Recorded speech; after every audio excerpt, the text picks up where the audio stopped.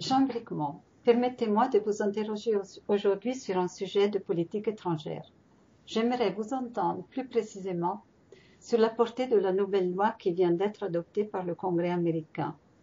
Ron Paul voit dans cette loi un risque majeur. Quel est votre point de vue? Merci, Madame Cattori.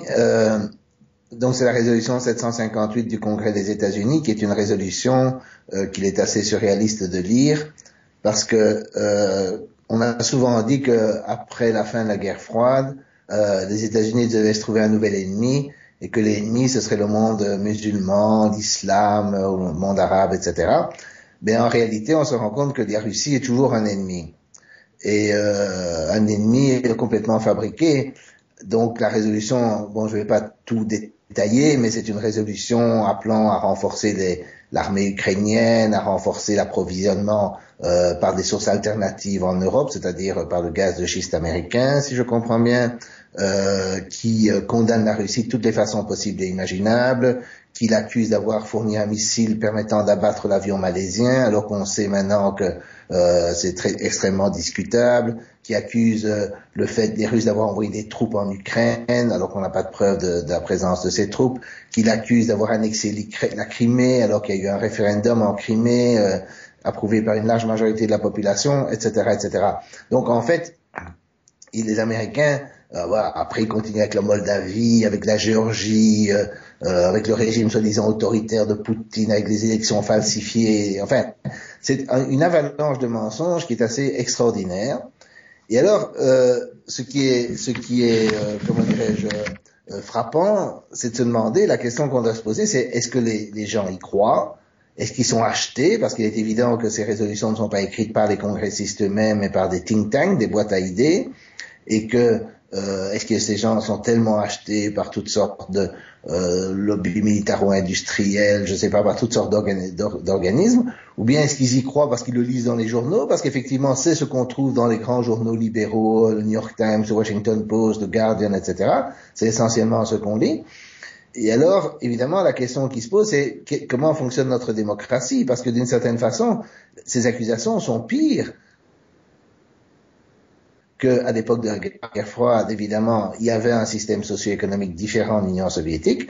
L'Union soviétique, à cause des résultats de la guerre, maintenait une emprise de fer, on va dire, sur l'Europe de l'Est. Il y avait eu des invasions en Hongrie, en Tchécoslovaquie, etc. Et il y avait des mouvements révolutionnaires un peu partout dans le monde qui se réclamaient peu ou prou de l'Union soviétique ou du communisme. Mais maintenant, ça n'existe plus.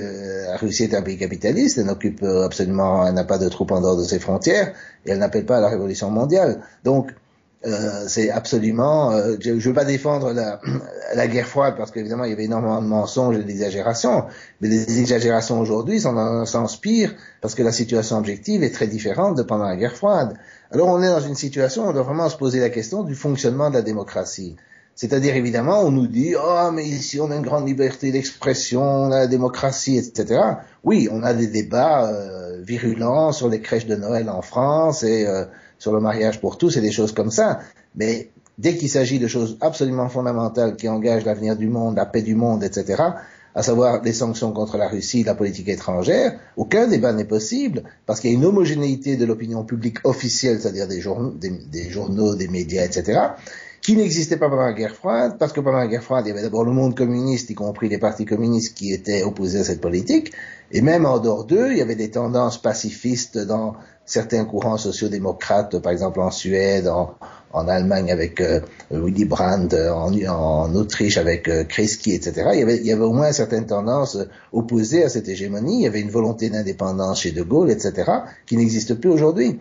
Alors évidemment, dans une situation, le problème avec ces résolutions, c'est que c'est des résolutions qui sont des résolutions qui préparent des guerres, qui enclenchent des risques de guerre, mais comme ce sont des guerres pour l'instant froides et pas chaudes, et si elles étaient chaudes, ce serait la fin du monde parce que ce serait une guerre nucléaire, il est très difficile de mobiliser la population contre ces mesures. Parce qu'il y a eu des mobilisations contre la guerre en Irak, parce qu'on a dit, voilà, on va attaquer l'Irak plus ou moins tel jour, telle heure, c'était pas tout à fait précis, mais on annonçait une guerre. Et avec la Syrie l'année passée, c'est un peu la même chose, on a aussi annoncé des attaques et donc il y a eu des mobilisations. Mais ici, c'est pas des attaques directes, c'est des sanctions, c'est des montées de tensions, c'est des envois d'armes, etc. Et donc c'est très difficile de mobiliser la population par centaines de milliers dans les rues. Et alors, évidemment, tout le problème, c'est qu'effectivement, on est dans une démocratie complètement bloquée, où le débat public n'existe pas. Et il faut espérer que les sources alternatives, que les médias dissidents, que les gens qui ne sont pas contents du système, etc., unissent leurs efforts, mais unissent leurs efforts de façon absolument transcourante, c'est-à-dire à la fois gauche-droite, etc., avec des représentants des milieux d'affaires dont beaucoup ne sont pas contents, et qu'il y ait des réactions au niveau européen. Par exemple, je constate avec plaisir que le gouvernement hongrois, lui, même si on peut ne pas être d'accord avec lui sur toutes sortes de choses, réagit négativement à cela. C'est d'ailleurs paradoxal que la Hongrie, qui était le pays occupé par les Soviétiques en 56 et qui était le grand héros des Américains pendant la guerre froide, aujourd'hui que le régime a changé en Russie, en fait est plus proche des Russes. Ce qui d'ailleurs se comprend parce qu'en Europe de l'Est, il y a beaucoup de mouvements anticommunistes, mais qui sont, on va dire, conservateurs, plutôt chrétiens, etc. Et alors, ils retrouvent la même idéologie en Russie. Donc, en fait, ils sont plus proches d'eux que des milieux très libertaires, enfin libéraux, soi-disant, qui existent en Europe de l'Ouest. Et donc, effectivement, il peut y avoir des alliances un peu étranges au vu de ce qui se passait pendant la guerre froide. Il y a ça en Serbie aussi, évidemment, à cause des bombardements de l'OTAN. Et on peut espérer que d'autres pays, évidemment il y a la Pologne et les Pays-Baltes qui sont farouchement anti-russes, mais on peut espérer qu'il y ait des mouvements en Europe, aussi en Allemagne. Il y a manifestement des industriels allemands qui n'aiment pas la politique de confrontation avec la Russie. En France aussi, il y avait M. de Margerie qui est mort, mais manifestement lui voulait faire des accords avec la Russie. On peut s'interroger pour l'instant c'est un peu tôt sur la signification de l'arrêt de Hollande quand il est revenu du Kazakhstan, parce que Hollande manifestement a voulu rencontrer Poutine à l'aéroport quand il revenait du Kazakhstan et qu'il passait par Moscou. Il a pratiquement demandé à Poutine de le voir. On ne sait pas ce qui s'est dit, mais il est possible que comment dire, avec l'histoire du mission que la France va devoir payer, avec l'histoire alors aussi du South Stream, j'en ai pas encore parlé, mais donc il y avait un pipeline qui devait passer par la Bulgarie et puis par la Serbie, la Hongrie, etc. et approvisionner en gaz russe les pays d'Europe centrale et du Sud. Et maintenant les Russes ont dit bon, vous avez assez embêté, on arrête tout ça et on envoie ça en Turquie. Et alors, évidemment, ça risque de coûter très cher aux Européens. Ils vont devoir fournir du gaz à ces pays, ou ils vont devoir trouver une alternative, ou ils vont devoir acheminer le gaz à leurs propres frais de Turquie. Et là, ils sont pris à leur propre jeu. Alors, je pense effectivement que les Russes vont souffrir des sanctions, ils vont souffrir de la chute du rouble, de la baisse des prix du pétrole, ça c'est vrai. Histoire, le peuple russe est prêt à résister pour défendre son indépendance, il est uni derrière son président, il est patriote, etc. Et à mon avis, ils résisteront beaucoup plus longtemps, les Français, etc., face à des problèmes économiques, d'une part, et d'autre part, ils ont le vaste monde derrière eux, parce que ils sont liés avec la Chine, ils sont liés aux pays des BRICS, à l'Inde, etc. Ils peuvent réorienter leur exportation de gaz vers ces pays-là, vers la Turquie aussi. Et en fait, je pense que l'Occident va être pris à son propre piège. Mais l'Occident, ce sont deux choses différentes. Il y a les États-Unis et l'Europe. Nous sommes, à cause de toute une clique intellectuelle, médiatique, politicienne, etc., entièrement inféodés aux États-Unis, à cause de toute une idéologie qui s'est développée depuis des décennies, comme quoi d'être soumis aux États-Unis, avec tous ces intellectuels qui ont travaillé aux États-Unis, qui remplissent la Commission européenne, tous ces experts, etc., anoblis par les universités américaines, et qui en fait, intellectuellement, sont très pro-américains. Et ça, c'est la chose qu'il faut essayer de combattre autant que possible, c'est-à-dire recréer la possibilité, soit au niveau national, soit au niveau européen, de la coopération européenne, d'une indépendance de l'Europe par rapport aux États-Unis. Et pour moi, ça c'est le combat principal actuel, d'unifier toutes les forces en Europe, de gauche, de droite, peu importe, pas sur d'autres sujets, mais qui demande l'indépendance de l'Europe par rapport aux États-Unis et que nous ayons des relations normales avec la Russie. Je ne dis pas de soumission à la Russie ne cherche pas à nous soumettre, elle ne cherche pas à nous coloniser, elle ne va pas nous imposer leur langue, par exemple. Quand je parle avec des Russes, moi je parle anglais, donc déjà, c'est évidemment pas la culture russe qui domine, mais le problème, effectivement, c'est de recréer des relations normales avec la Russie et puis par ailleurs avec la Chine, etc.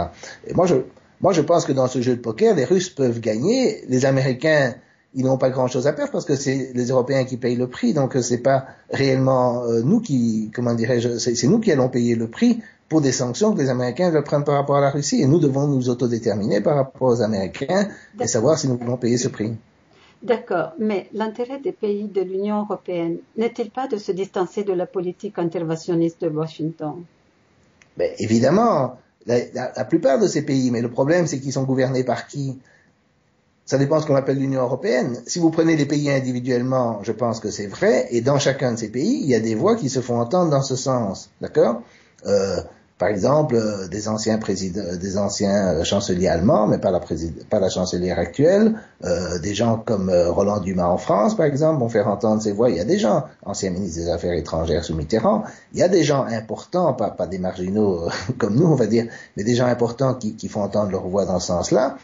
Mais le problème, c'est qu'ils sont pas au pouvoir, et c'est sûrement pas eux qui peuplent les bureaux de la Commission de Bruxelles, qui est presque entièrement dominée, soit par des gens qui, venant de l'Europe de l'Est, des Pays-Bas, de Pologne, etc., ont une attitude hostile à la Russie, mais hostilité qui ne date pas de la période soviétique, mais qui date d'il y a de très longtemps. L'hostilité des Polonais aux Russes, c'est un truc assez multiséculaire, ce n'est pas uniquement l'affaire des Russes. Et donc, tous ces pays, évidemment, pèsent un certain poids. Ils ne sont pas tellement puissants économiquement, mais évidemment, dans la construction européenne, ils ont un certain rôle. Et alors, évidemment, il y a tous les gens dans la Commission européenne qui sont simplement, je vais le dire brutalement, des agents des Américains, c'est-à-dire des tas de gens qui ont été formés aux États-Unis, qui ont été éduqués aux États-Unis, qui pensent comme les Américains, etc. Vous avez tous les journaux aussi, tous les médias, qui sont terriblement influencés par cette idéologie pro-américaine, etc., toujours au nom de la démocratie, des droits de l'homme, de l'Occident, etc. Moi, je prétends que nous pouvons être très bien démocratiques, respecter les droits de l'homme dans la mesure où nous le faisons, et nous détacher des États-Unis. Nous n'avons pas besoin d'être le modèle de ce pays. Et je pense que ce pays est dans une pente glissante, descendante. Ils croient qu'ils contrôlent le monde, ils ne le contrôlent plus. Et l'affrontement avec la Russie, à terme, va se retourner contre eux, parce que la Russie va être obligée de développer son économie de façon à être plus indépendante des exportations de ressources naturelles, et vont quand même pouvoir exporter des ressources naturelles vers des pays tiers comme l'Inde, la Chine, etc.